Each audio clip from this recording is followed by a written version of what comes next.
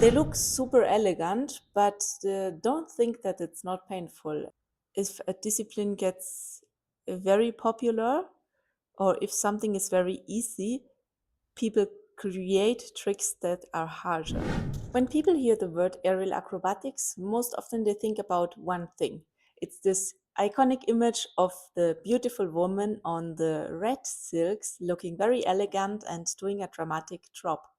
But there are many more aerial disciplines around the world. So today I'm going to explain you a bit of which aerial disciplines, which aerial apparatuses do exist, and where they come from, and how it is to work with them. I'm going to start with the disciplines you know, and I'm going to continue to some disciplines which are more rare and which are more new.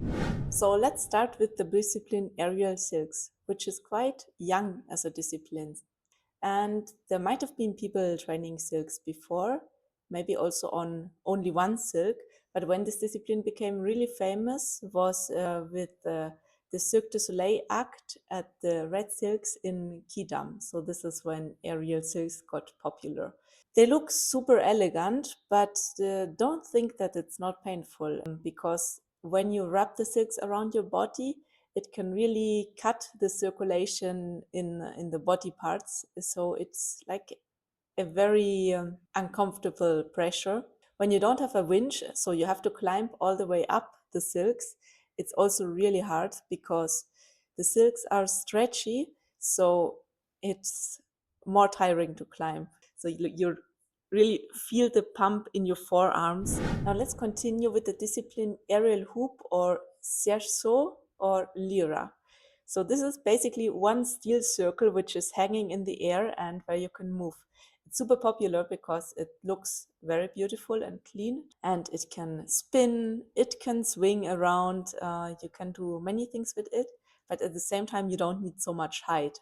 It's not clear who has invented it, but it's a very old discipline, and you can find images from 1890 around. Now, trapeze is one of the most classic apparatuses in circus. And it's also one of the images you get in mind when someone says circus artist, you can immediately imagine a trapeze artist. It's very simple. It's two ropes and a bar in the middle. But from this simple object, many different things have developed. You have like the date of 1859, where Jules Leotard was performing his flying trapeze act. But actually, you can find like already around 1850 people who did different things on the trapeze. So flying trapeze was originally done when you fly from one trapeze bar to the other trapeze bar, and later you can also fly from the trapeze to the catcher and back to the trapeze. Then you have swinging trapeze, which is just one trapeze which swings like just like a swing, so you can do different acrobatic tricks alone on one trapeze. Then you have the static trapeze, where you have different hangs or different positions which you can show. Also, you can do more dynamic tricks. You can do actually very acrobatic tricks on the static trapeze. And the dance trapeze is the trapeze where the two ropes are rigged at one point. So this means when two people say we are a trapeze artist, they can mean something completely different. Now we have a discipline which is not really an aerial discipline, but it's very similar: pole dance and Chinese pole. So people say that pole dance comes from Malakkamb, but actually the story is a bit more complicated. India has a very old discipline called Malakkamb, where people do acrobatics on wooden poles and also hanging from rope. And at the same time, in China, there is a big tradition of pole in acrobatics. And modern pole dance comes from both of these traditions, but at the same time, it comes from the nightlife. And nowadays, it's also part of the fitness industry, but you can also see it in circuses and in circus shows. There is something which is called flying pole, which is a pole which is hanging in the air and flying. And on the Chinese pole, it's a pole which is a bit higher. So There you can do bigger drops for normal pole dance. The advantage is that you don't need lots of height to rig your pole, and you could even easily install a pole in your home, which is impossible for, let's say, aerial silks. Aerial hammock or aerial sling use the fabric of aerial silks, but in the shape of a loop. And there is where aerial yoga comes from, because it's more comfortable, it's a bit more gentle if you have a loop where you can always sit in, and you have the support of a loop, and you don't need to always hold with your hands to do a trick. This is why aerial yoga became so popular, because you can have the feeling of success more easily, enjoy this feeling of being in the air without needing to do this crazy hard training. Aerial rope, or also cordless, looks very simple. It's just a rope hanging from the ceiling, and you can climb there and do similar tricks like on the silks. And it's actually was already done in circuses in the mid of the last century, but usually the rope was used to just climb to another apparatus. Let's say if you needed to climb up to the trapeze, then you could climb on the rope and still do a few rope tricks to make it a bit more interesting the way you climb. Later, it became an own circus discipline, and of course, centuries ago, it was already done as Malakambh in India. The rope became very popular lately because it's just you can do so many acrobatic tricks on it. And I think that people who like this coolness of the acrobatic tricks, who don't really want to be super beautiful, but who want to be perceived as strong or feel strong, they enjoy training rope. And some of these acrobatic rope tricks are not really easy. They take years and years of training. Aerial straps normally are two long fabric straps, and you hang on your hands, and then you can do different tricks. It's a very demanding discipline because it takes lots of shoulder strength, lots of core strength, and a lot of technique. The earliest forms of straps are very connected to Chinese acrobatics, but in the 1970s, it was also something which started to be performed around Europe. Straps are very close to gymnastic rings, so the shapes you can do are very similar, the tricks you can do.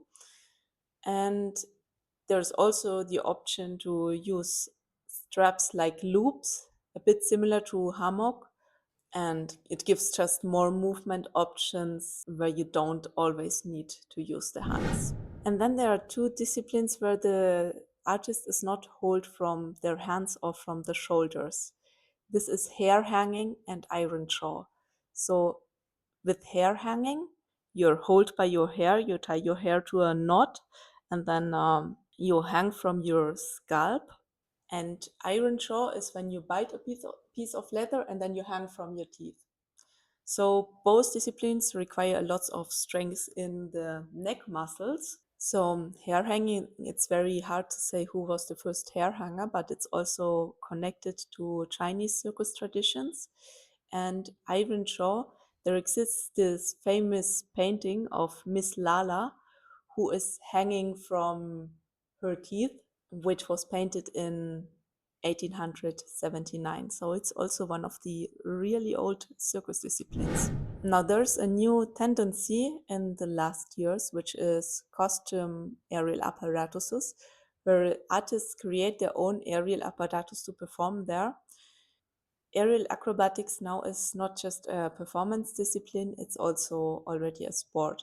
So, just showing again the silks sometimes is a bit boring for the audience, or people are worried that it will be boring for the audience. So artists start to create their own props to have something unique, something more surprising to show to people.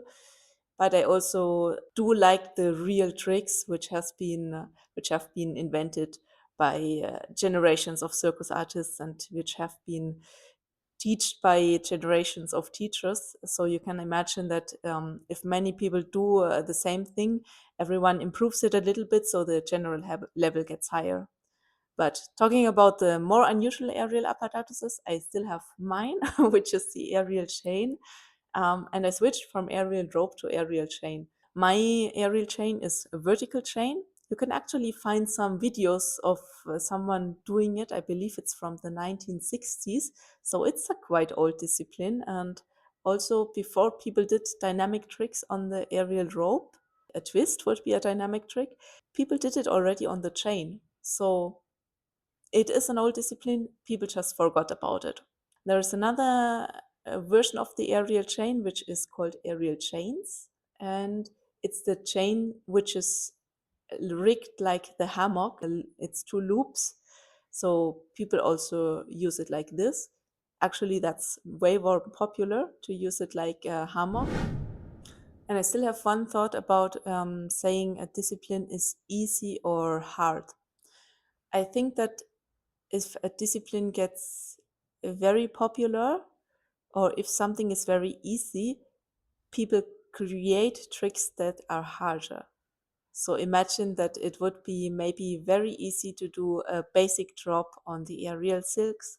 Well, then in one moment, since it's so easy, many people do it, and then this trick is not perceived as a very hard drop, it's perceived as a beginner trick, and people would start imagining or inventing more difficult things.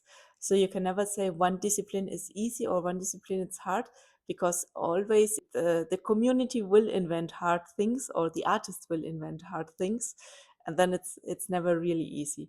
But one thing is sure, we all fight against the same gravity, and you all need lots of training and muscles and pain tolerance. But it's a rich universe.